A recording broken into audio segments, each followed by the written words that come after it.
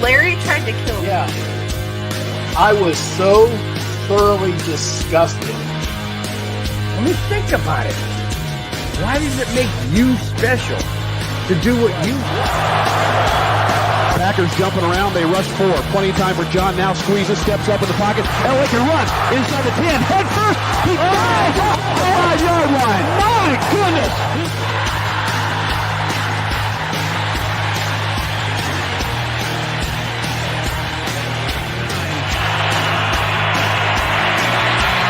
Rushing 4, ball comes out of the hands of Newton. It's on the ground, and it's still on the ground. Picked up by T.J. Ward at the 4-yard line.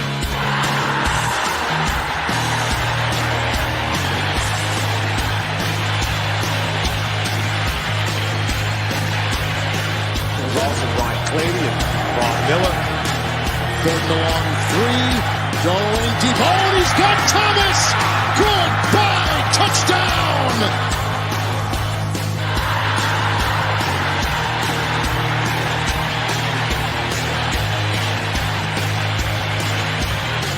Here we go. First snap of the overtime. The Broncos have been in 3 overtime games this year. They won them all. Got him at the 40. It's Thomas at the 50. Stiff arm got him 3 to the 30. To the 20. Thomas to the 10. Denver's going on to New England. They win it on the first play of overtime.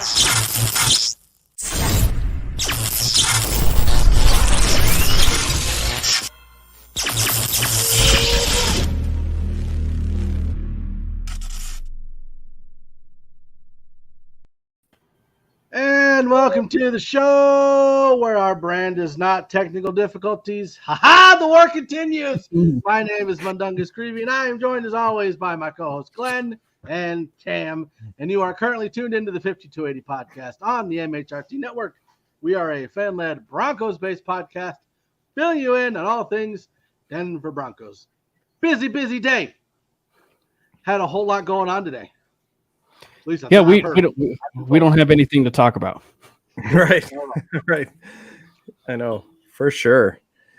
You know, it's I'm looking forward to hearing your guys' opinions outside of our little chat stream earlier today, but which y'all need to calm down in, by the way. Too many text messages. I mean, I'm interested to hear what the listeners and viewers are thinking about the roster as it stands now, even though our leadership is going to be up all night figuring out what other changes they need to make.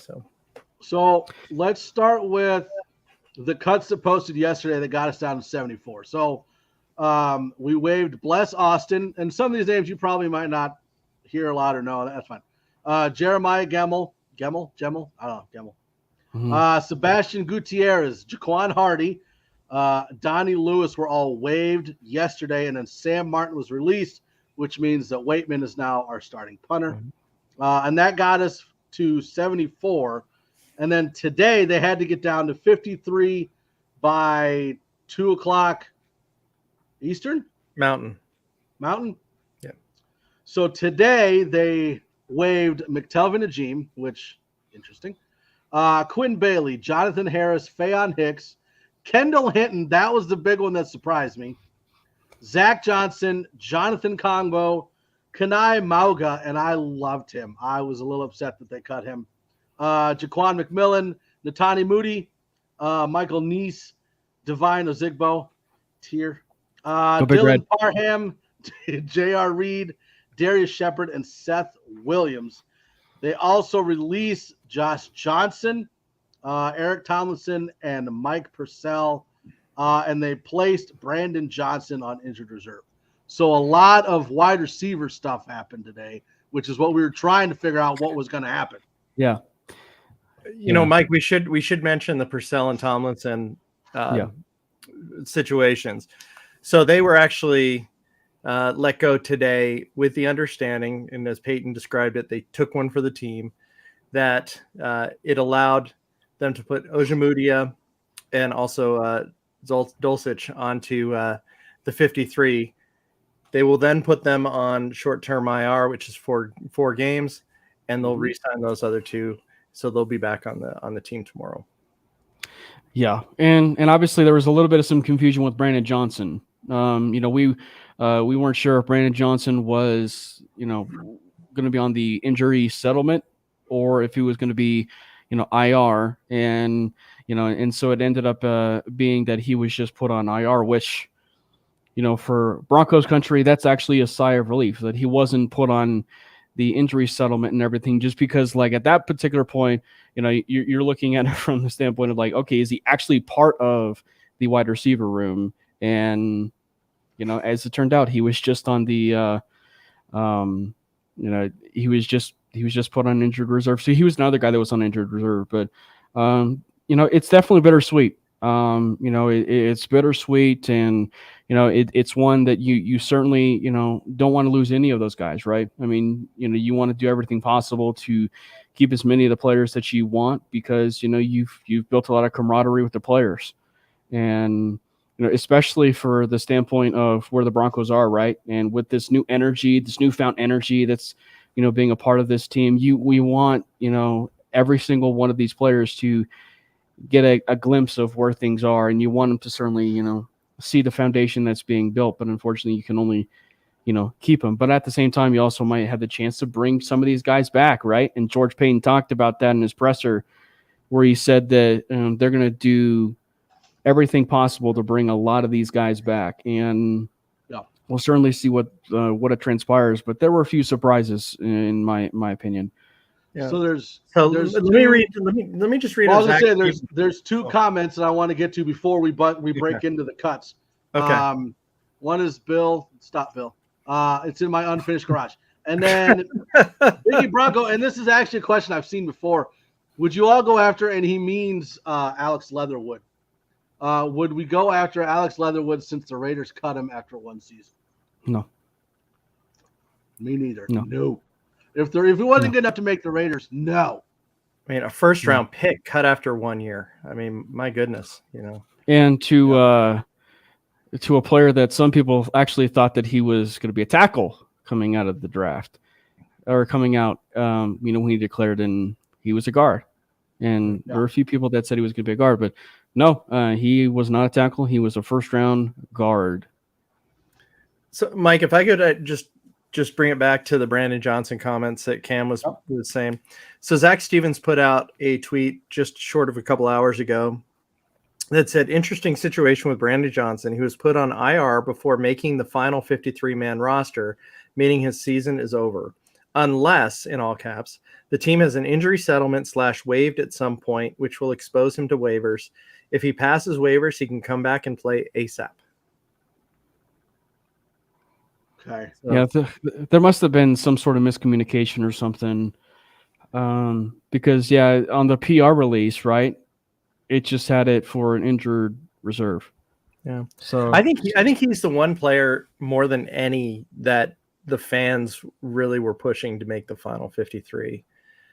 So when he got hurt the other night, that was pretty disappointing. But we did have an undrafted free agent that we'll get to that did make the 53 as it stands today. Right. Well, and that's one of the things I wanted to talk about was how insane, get away, fly, how insane it was. Sorry, I was going to fly in my mouth. Better not fly in your mouth.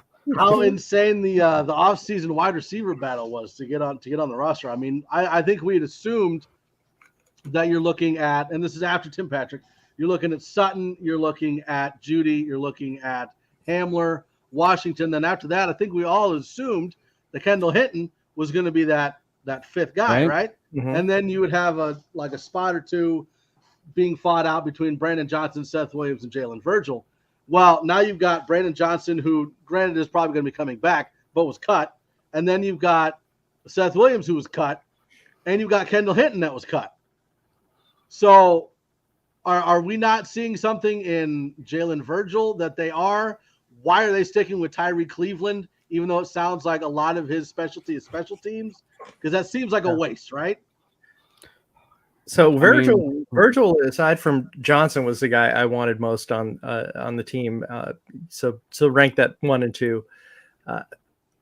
I felt that there was no way. Even Zach Seegers was saying to me the other day when I asked him a question online he said there's a 100% chance that guy is picked up by somebody else. So we got to keep somebody like that. When Montreal Washington's saying I'm fast, but this guy is fast, like that is somebody that we need on this team. And I know he had a poor play to start the game the other day, but that's neither here nor there. You mentioned Tyree Cleveland. I don't get it. And, I don't want to disrespect the guy, but Dwayne Stukes, every time he stands up there and says, I'm going to push for this guy to make the final team, I'm like, please, as much as I like Coach Stukes, I don't want this guy taking up a spot. He drops a ton of passes, and the competition, the other options just seemed so much better than he was. But we've got the two members of the Cameron Parker fan club in the. Yeah, I have fans. You don't. No, Mike, can you rephrase that? The two members. That's what I said. The two members. The two. Oh, okay. I didn't know about the Cameron Parker fan club. Sure. We have 100% attendance tonight. But we all knew that the wide receiver room was tough. And like it was gonna end up being one of the toughest decisions. For this team and for going forward. And I mean, I personally, I don't know if I would have put Cleveland on the roster. Now, granted, I mean, Brandon Johnson's injury probably maybe opened that window up a little bit, but I think what truly opened up that door for Cleveland and for some of these other guys was the move of Kendall Hinton, and I think that, for anybody that, said that maybe he's not exactly an ideal wide receiver or he's maybe not as good of a wide receiver, I think that he's truly one of those guys that you've actually seen get better and better and better every single year. And to see him not be a part of the roster was slightly surprising. And from the simple point too, that like you look at, say, wide receivers that the Broncos had on the roster, like there really wasn't a lot of players that emulated, like Jerry Jeudy, but Kendall Hinton was probably maybe one of those guys who was kind of close to that regard, should I say, right? And so, I mean, as far as, a guy that's a technician, a decent route runner, and a guy that, you can probably rely on, which, I mean, says a lot for a guy that is a Hall of Fame quarterback. And I think that, it was just one that it was a little bit disappointing, but, Tyree Cleveland, I mean, again, that's one of the reasons why we're not in the war room. We're not in the decision-making room. I mean, if they see something out of Tyree Cleveland, and this goes not just to this staff, but even previous staffs, if they see something out of Tyree Cleveland, then sure, take him. But I mean, when you certainly had seen what had happened and transpired with guys like Seth Williams, and some of these other guys, I would have much rather pushed for these guys. I will say, though, the addition of Jalen Virgil is going to make this team so much better. And I'm hoping it's not a like 24 to 48 hours move, right? To where he's only here for, say 24, 40 hours, and then they cut him and then put him back to the practice squad, protect him, whatever. I hope that's not the case, because I think that now that you've added him, you're adding now a lot of speedy weapons for a deep threat in Russell Wilson, who will not just have KJ Hamler or Montreal Washington. I mean, I think that the fact that you add Jalen Virgil to a mix, who he's definitely speed, but I think that there's some untapped potential with Jalen Virgil to where I think that if you were to combine all three of those wide receivers, you would almost even make potentially like the true body size of what Jalen Virgil could be as a wide receiver. He's got some untapped potential that I think it will be incredible if he can tap it with Russell Wilson, the quarterback. And Jalen would be the undrafted free agent I was referencing. And the cool stat, and the streak was broken, I think 2 years ago, but the Broncos have had an undrafted free agent make the team 18 out of 19 years. So that's a pretty cool statistic. And Johnson actually would have fallen under the same category as well. I mean, I don't know about you guys, and we should probably pull up some comments too, Mike, but I thought there were going to be 7 wide receivers. He's afraid to see the Cameron Parker fan club comments again. That's fine. Listen, I will point out that Rich said that I have the power to give you the boot. So calm down, Cam. You calm yourself. No, it was Jordan was asking if we're as high on Damari Mathis as he is. I mean, he did have a great offseason, at least as far as the preseason goes. Great preseason. The last couple games, or the preseason games, he did okay. But he's been flashing in practice, so I'm excited to see what he does. I actually think he was great in preseason. I think that he's I mean, we're talking about comparing it to to a room that had Michael Ojemudia, Essang Bassey, and Bless Austin, who was just released, right? And Fayon Hicks, of course, the only draft pick of this draft class that was actually cut, maybe a practice squad candidate. But I mean, like, Damari Mathis came right in as a rookie and showed a lot more than, say, a Michael Ojemudia, or even an Essang Bassey. So the fact that you come into this and you have a guy that has the flexibility to play inside and outside as both a nickel and maybe an outside corner, a guy that shows incredible toughness, for a guy that his size, I think it's impressive to what we've seen for Damari Mathis. So I'm quite impressed with where we are with Mathis right now. You can't join the bandwagon now. See, Cam, you got to respond with a long gram.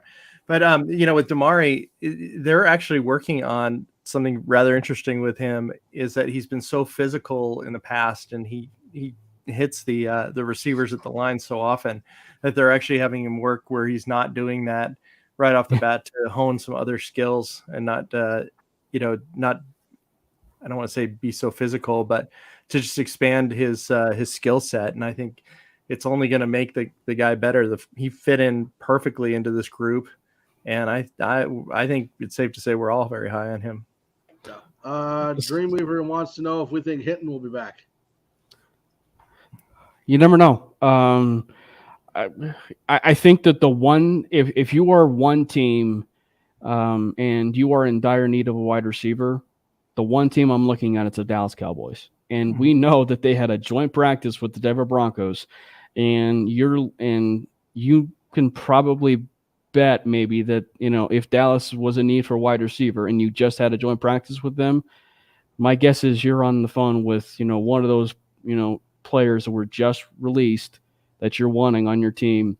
Because again, for Dallas's sake, I mean, Michael Gallup's going to be on he's going to be out for a few games. You're going to need you're going to need a wide receiver down there in Dallas. And we all know that there were two wide receivers that, frankly could have been on the 53-man roster and are out there. And maybe it's Kendall Hinton, right? That's not back with the Denver Broncos, and that he's back with, he's joining the Dallas Cowboys. So, I mean, it's certainly possible that he's not back. They can't claim him as a Hall of Famer. He had the gloves with the Broncos, so it doesn't count. Well, duh. I think Dallas would be most interested in Seth, but we'll have to see what happens. I mean, it was interesting. Peter Schrager, even on Good Morning Football, did a segment on Kendall Hinton the other day, and talking about what a playmaker this guy could be this season. Obviously it precluded today's events, but it's, if they're getting noticed on a show similar that a lot of players are watching, I'm sure all the executives know all about him and his reliability. Yeah. I was going to ask, aside from Kendall Hinton, who was maybe the surprise for you guys that wasn't Kendall Hinton? Seth Williams. That one got me. I was really high on Seth. I thought Seth Williams had a really good offseason and training camp. And I like Seth Williams more than I like Brandon Jacob. Or not Jacob, Brandon Johnson. The running back, the running back, Brandon Jacobs. Brandon Johnson. Yeah, him too. Brandon Johnson. But I was more of a fan of Williams than I was of Johnson. So at them cutting Seth Williams kind of hurt. I was kind of expecting him to step into more of the Tim Patrick role with his size and with his hands. Obviously, that was not going to happen. Cards. But but that one hurt. That one hurt a little bit. Yeah, I mean, I'm with Mike on that. I think I really thought of all the players, and I would put Brandon Johnson ahead of Seth Williams, but I of all those players, I would think that he would have fit the Tim Patrick mold more than any of the others. Speaking of Tim Patrick, if you want to play a little game and in the comments as well, is no games. Are we talking about games? No, this is the Cam Love comment section today, so there's no games. We can play games. We can play games. Cam is not a fun person. No, Mrs. Parker, you need to like and subscribe. So what would the receiver room look like if they kept 6 receivers and Tim Patrick had not been injured?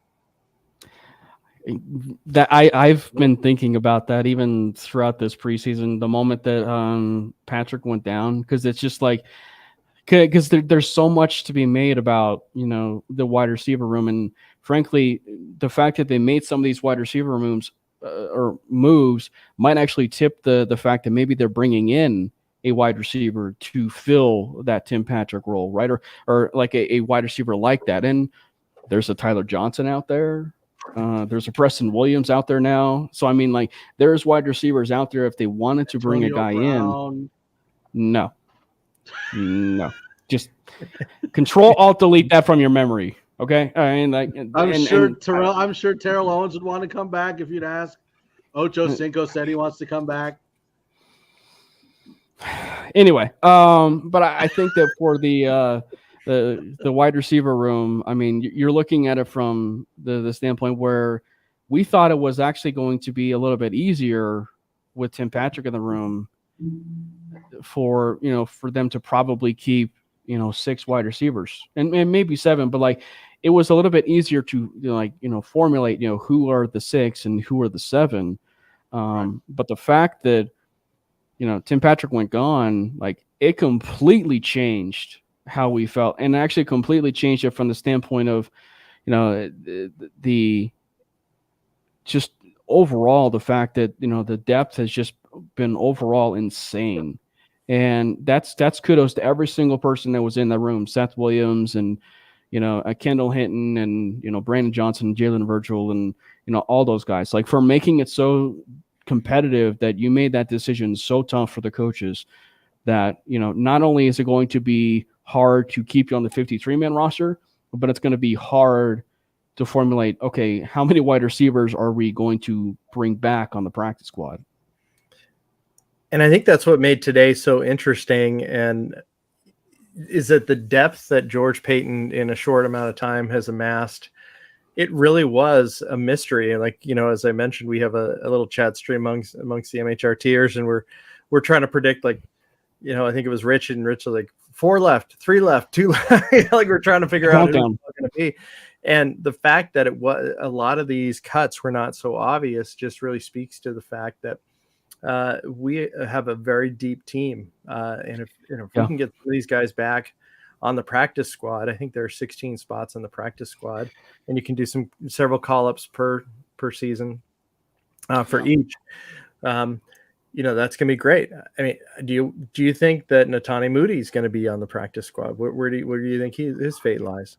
Yeah, no, I think that it's fascinating because both Netane Moody and another guy that I want to talk about, McTelvin and Jean. Like, I think that McTelvin and Jean is like another one of those guys. Like, even with Moody, it's like they haven't necessarily shown anything pretty much, except for, say, like a Jean, like the Minnesota Vikings game was, even though it was preseason, was his best game as a Denver Bronco, like bar none.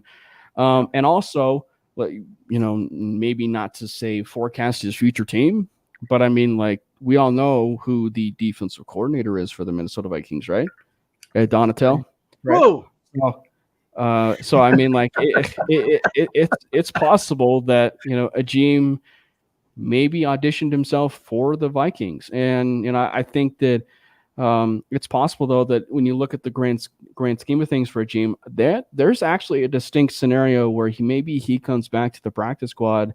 But Moody, I think, is another one. And actually, I think that for my surprise, like, one of them, I should say, that wasn't Hinton, was actually Netane Moody, because I was really curious what they were going to do with the offensive line room.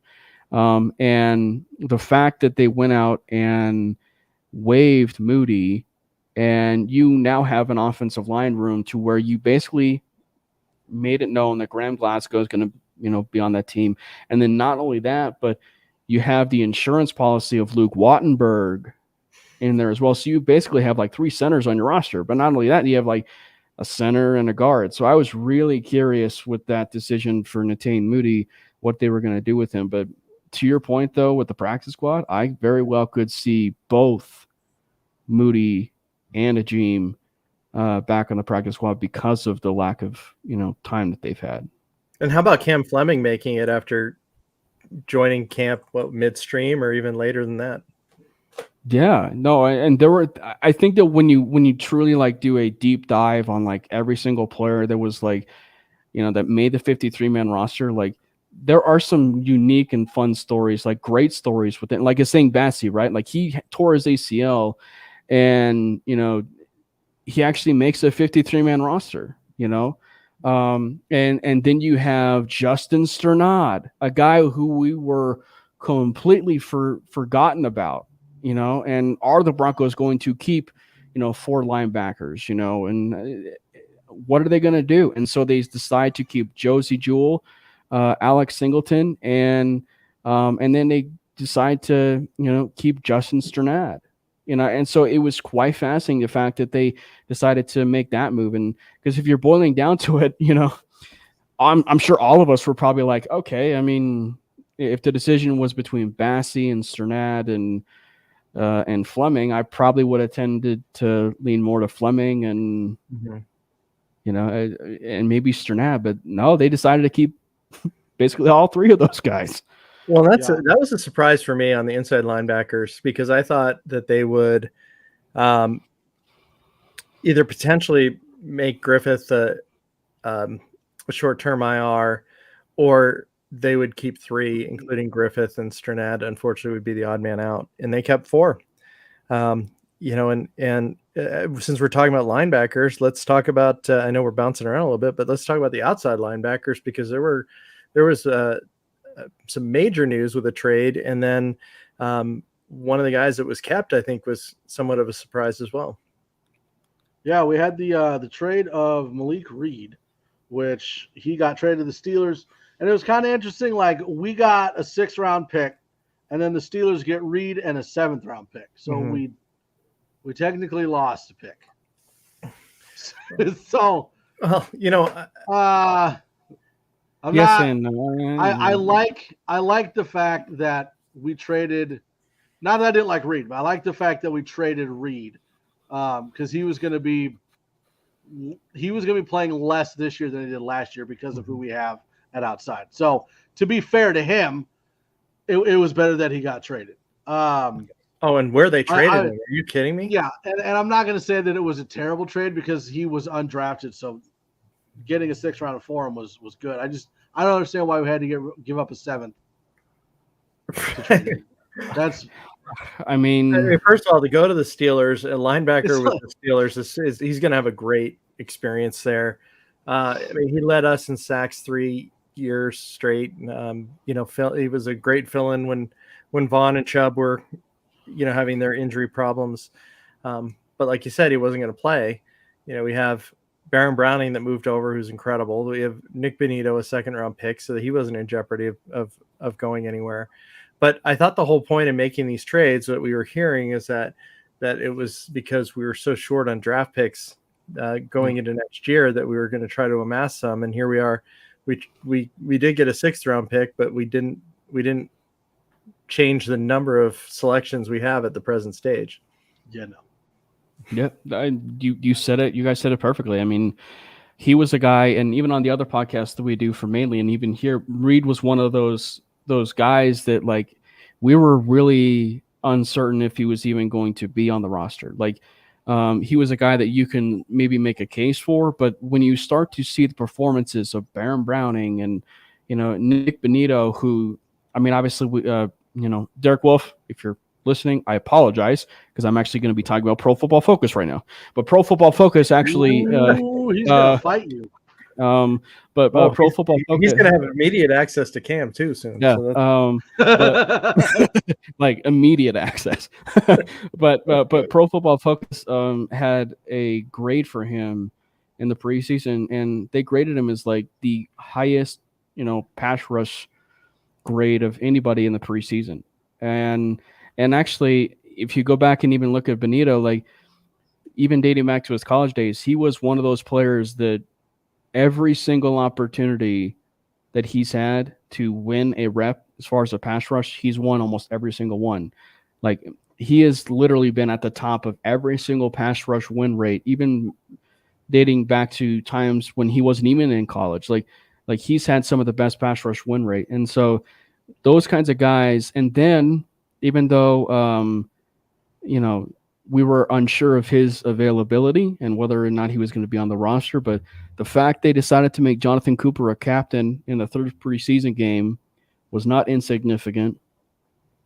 So the fact is that, you're talking about a guy who, with Cooper, that he's now entering his second year, and a guy that we're looking forward to see what his growth will be. He may be a little bit banged up right now, but I mean, we're kind of curious what he's going to end up with him. But Aaron Patrick was a wild card. And to Mike Kliss's tweet, like that was the one where it was just like, oh, wow. It wasn't the fact that, because in the beginning you were thinking, oh, it might end up being Christopher Allen and Malik Reed, but they decided to redshirt Christopher Allen.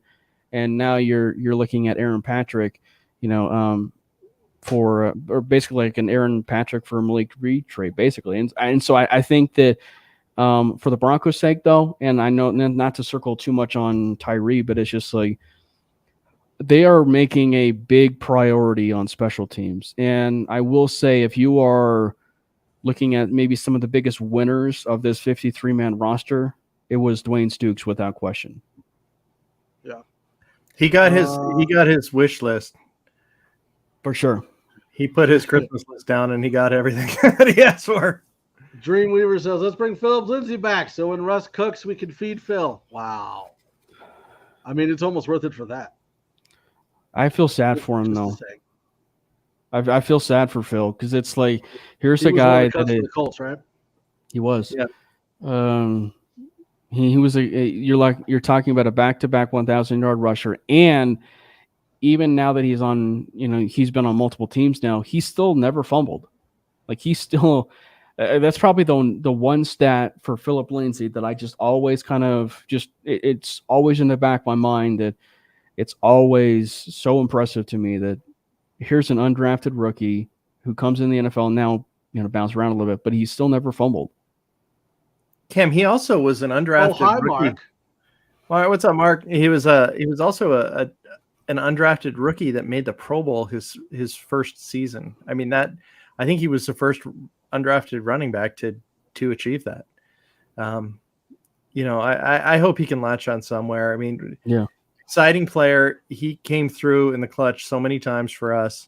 I was hoping that he would be able to team up with Jonathan Taylor and make a trip back to Denver in October.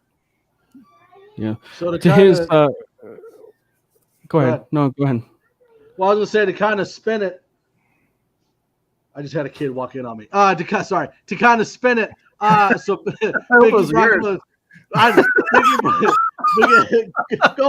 Biggie Bronco was talking about how he's surprised we didn't go after Mason Rudolph because Rudolph was better than Rippon, and Rippon is the QB2 instead of Josh Johnson. But is Mason Rudolph an upgrade over Rippon? I don't think so. So, Mike, the precursor to Big E's comment is he lives in West Virginia. So, right. So the Steelers fans that are around him are saying that they fleeced us on the Malik Reed trade. I mean, they kind of did.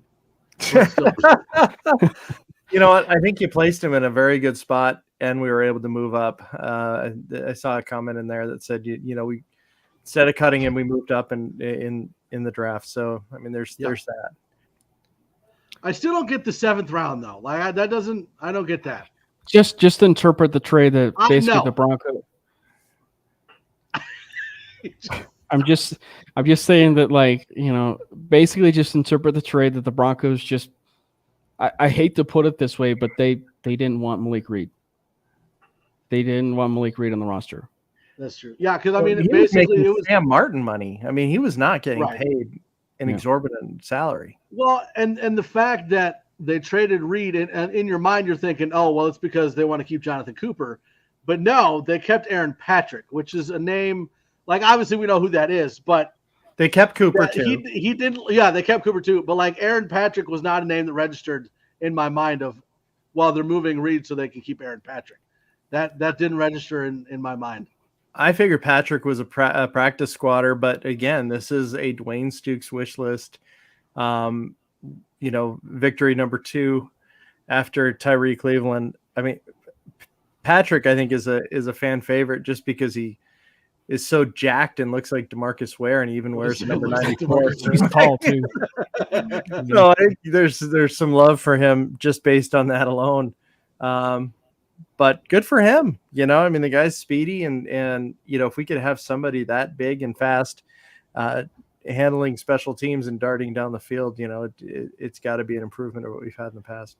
Well, I kind of want to spin it back to when you were talking about the offensive line and the moves that were made. I mean, it looks like they're setting up Billy Turner at right with Calvin Anderson as Bowles' backup, because there's really – you've got the swing tackle in Anderson, and then you've got Cam Fleming, and those are your tackles other than Bowles and Turner, because we don't have Compton right now. So, and I mean, is this a sign that Billy Turner is going to be the starter at right tackle instead of Calvin Anderson? I'd say they're still probably evaluating their options about who's going to be the tackle, but I mean, they probably still would be evaluating their options if Cameron Fleming wasn't on the roster, because at that point you're talking about it between Calvin Anderson and Billy Turner. But I mean, the fact that they kept Cameron Fleming on gives you that tackle insurance. I mean, even though Calvin Anderson is a swing tackle, I mean, he gives you truly insurance all across the board, which is one thing you have to tip the cap to George Payton with.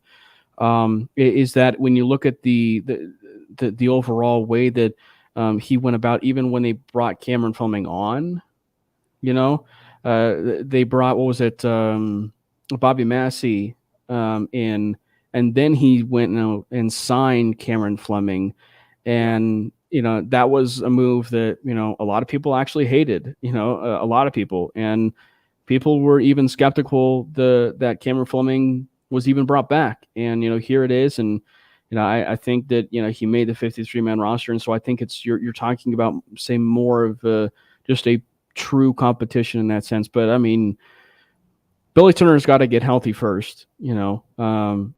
That's the first and most important thing. Turner's got to get healthy first. So I still would put it, probably still 50-50 of who's going to be your right tackle week 1. I don't know who's going to be, but it doesn't change the Calvin Anderson versus Billy Turner debate. It doesn't change it, but the insurance policy of Fleming on your roster makes it that much better, and you can sleep at night knowing the fact that it's not Billy Turner and Calvin Anderson, but it's Billy Turner, Calvin Anderson, and Cameron Fleming. I think that if Billy Turner is healthy, I just have a vibe that they're going to put him in the starting slot. I just feel like there's a comfortability with him from past experience, and that's what's going to happen. That being said, our offensive line, as I'm looking at it, Billy Turner, Luke Wattenberg, Graham Glasgow, Dalton Reisner, Garrett Bowles, Cam Fleming, Calvin Anderson, Quinn Meinertz, and Lloyd Cushenberry. I mean, there are guys, with the exception of Cushenberry, they all can play additional positions. I mean, they're not going to take Bowles at a left tackle unless an injury, but I mean, the depth there is just massive. And if they could get Moody back on the practice squad, and maybe a couple of these other guys that that they cut, there's some serious talent there on the offensive line. That was one of the question marks in in the preseason and training camp, and it still is as far as the right tackle slot goes. But as far as the depth goes, I think we're in really, really good shape. Yeah. So let's go over the 53. So at quarterback, surprise, surprise, Russell Wilson made the team. Wow. Ripping it Wow. back up, right? Running back Melvin Gordon, Mike Boone, Javonte Williams. I still am a little upset that Zigbo didn't make it, but I'll get over it. Get over yourself. No. Wide receiver Did you really Hamler. Did you really think that he could have this when he joined the team so late? He'll be a practice. No, but I can dream. Okay. What's that state on your shirt? I'm just curious. Okay, gotcha. I don't know. Wide receiver KJ Hamler, Jerry Jeudy, Montrell Washington, Cortland Sutton, Tyree Cleveland, Jalen Virgil. Tight ends Greg Dulcich, Eric Saubert, Andrew Beck. I thought that one was interesting. And Alvin Okuegbunam. Why? Because I thought Tomlinson might get in there over Beck. I didn't see him using Beck as a fullback very much, so I didn't know if they really would pick Beck over Tomlinson, but they did. At this point, I don't think Tomlinson will be your fullback. I mean, if they keep Beck can be your fullback. I know, but why would they put Tomlinson in a fullback? That's what I was saying. That's why I figured they would pick Tomlinson over Beck because I didn't see him using a fullback very often. So and I if Beck they is would technically Tomlinson over Beck. Yeah, if Beck is technically a tight end, and I know we have him as a FB, but like, why will we? Once Dulcich comes back, why will we have 5 tight ends on the roster? It just doesn't make any sense. I thought we were going to have 3. Well, right now we do have 3 because Dulcich is on the short-term IR. Yeah, but Tomlinson's coming back tomorrow, so now we'll have 4. Actually, we have still a Saubert. So, yeah. Right with so right now we have Okuegbunam, Beck, and Saubert, and then Tomlinson will be re-signed tomorrow when Dulcich goes on to short-term. Mm-hmm. Well, that's only 4 games, Mike. Okay. So that's where I thought we were going to get our 7th wide receiver. Okay, so when they put Dulcich and Ojemudia on the short-term IR, that's when they bring back Tomlinson and Purcell. Mm-hmm. Tomorrow. Okay. Yeah. Okay. And then offensive line, you said it: Turner, Wattenberg, Glasgow, Reisner, Bowles, Fleming, Anderson. It's Glasgow. That's his name. Fleming, Anderson, Miners, and Cushenberry. Special teams: Brendan McManus, Corliss Waitman, and Jacob Bobenmoyer. Say that again. He doesn't. Bobenmoyer. That's what he gets for running it into the end zone after catching the punt. Long snappers are people too. Yeah, that's what he gets. The coaches were not happy about that, by the way. Well, they're happy to keep him though. You got to think, you have one job, right? Like, you should know that. Well, right. Like, all you do is special teams. That's it. You should know.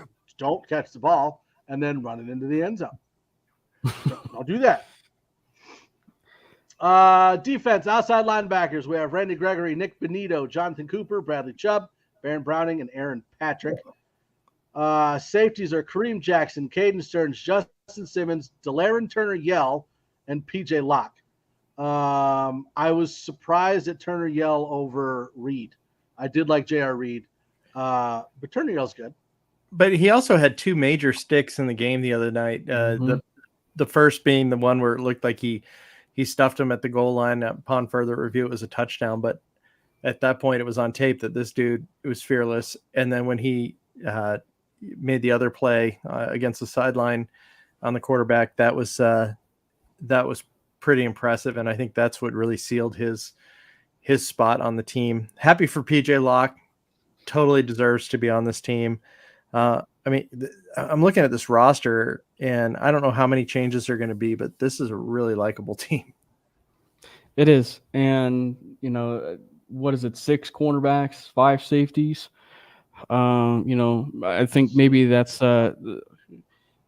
maybe that's sort of a nice little tip that maybe, that we're going to see a lot of, defensive backs on the field and, and obviously the pass rushers be able to rush the passer. So I think it should, give Broncos fans, a little bit of excitement. And, I got to give a lot of, congratulations to, the rookies, really. I mean, especially, a guy like a Matt Henningsen, a guy who, I'll be honest, he was one of my draft crushes, later on in the draft. And maybe even in the draft entirely.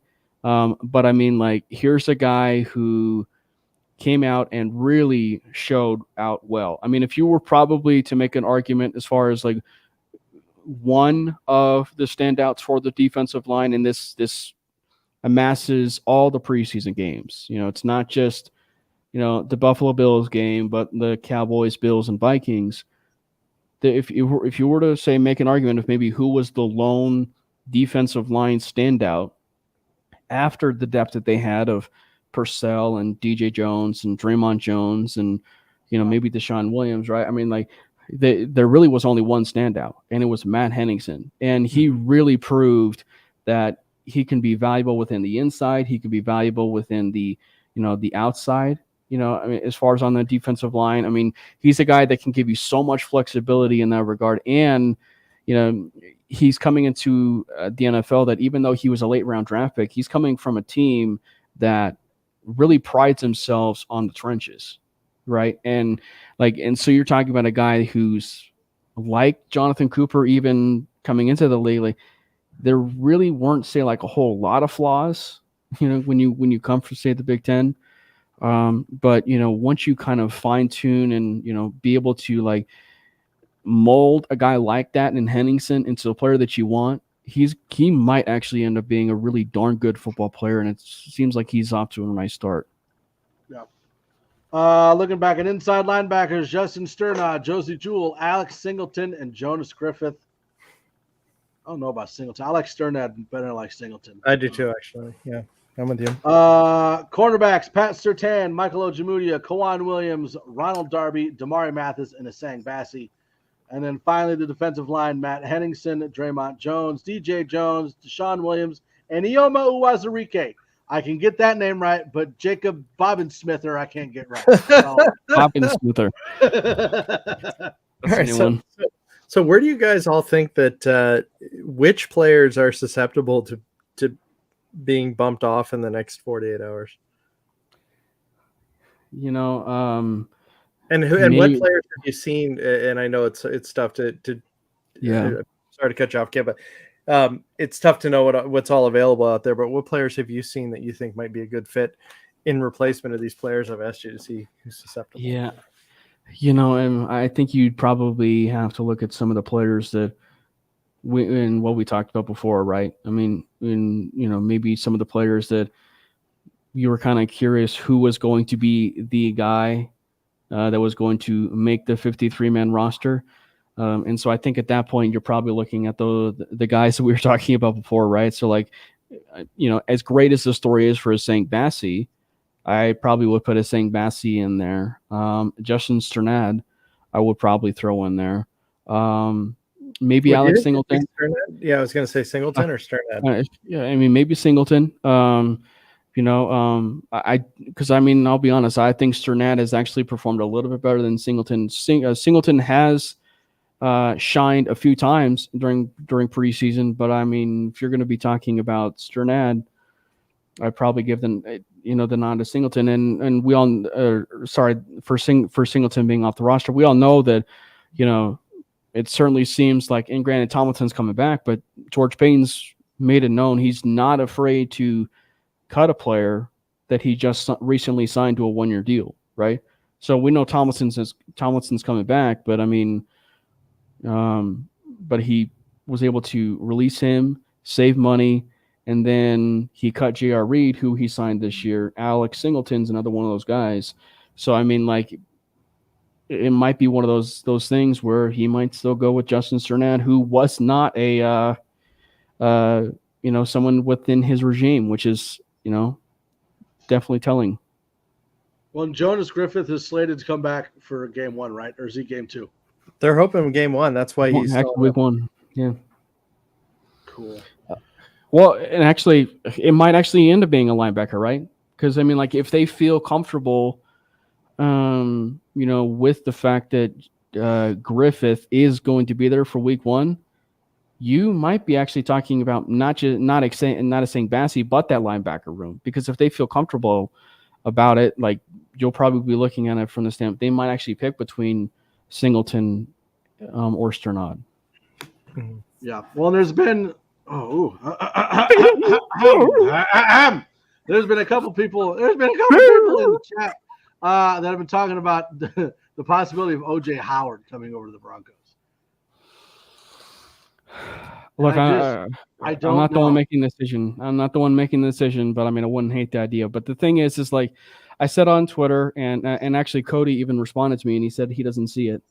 But like the thing is like, you would have to at that point make a decision of Saubert or Tomlinson, or get rid of both and bring on OJ Howard, or because of Dulcich's health. Yeah. You would have to make the decision of Saubert, Tomlinson, and then at that point, do you truly want to bring on OJ Howard, or do you want to bring what you have? And See, Howard's one of those that I look at, and it's like, all right, the guy played for Alabama, was a beast, first round pick. Actually wanted him in the draft.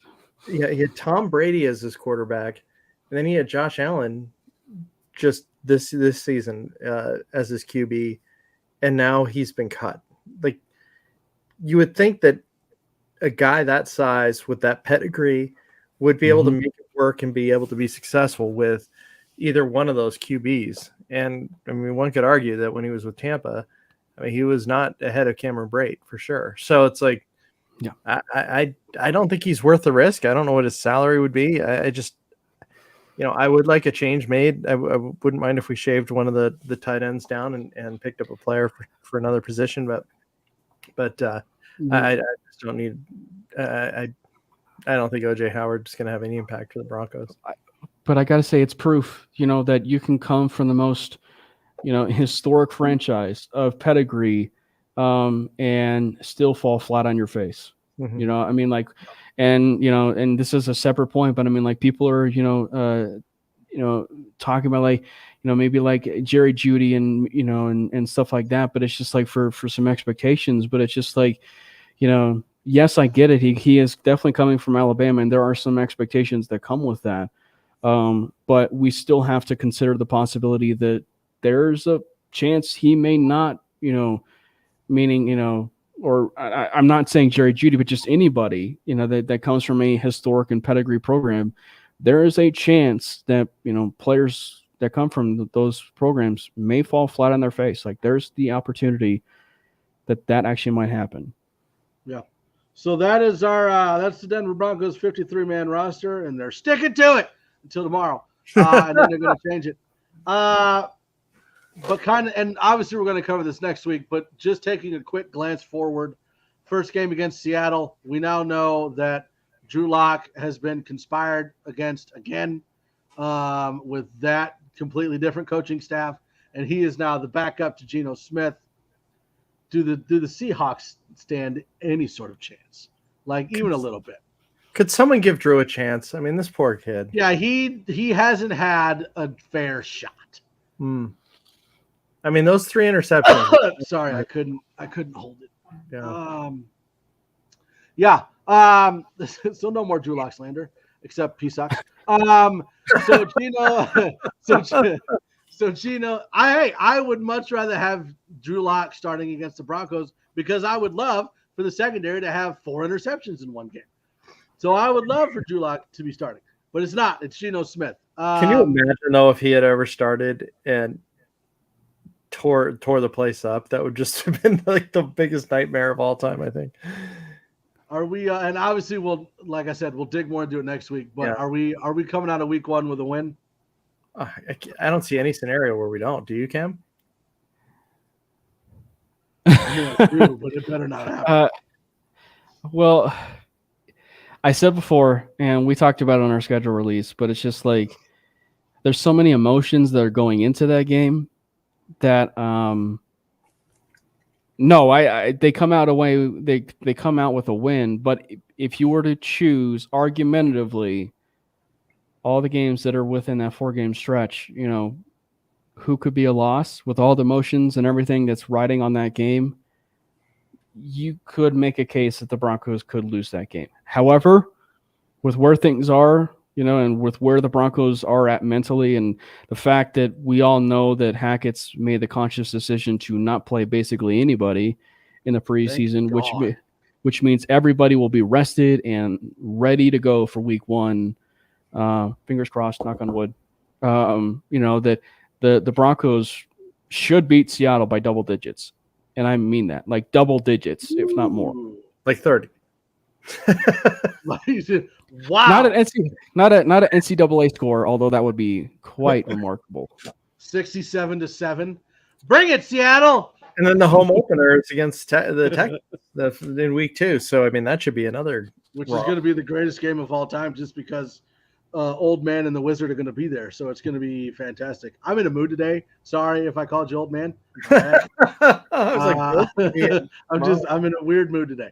But that is going to about do it for the show. I think we covered everything. Roster moves, Seattle game. Yeah, that works. Drew Lock sucks. Okay. So appreciate it. Yeah, thanks for all the comments, all of the interaction here in the comment stream here. I know you guys were fighting about Drew Lock, but just stop it. He's not on the team. Just stop it. So that's going to do it for us. I was going to say, and thanks to the fan club for tuning in. No. Oh, they banned. I need ban button. Yeah, the fan club just commented and then they disconnected. You know, they just didn't want to hear Mike's voice too much.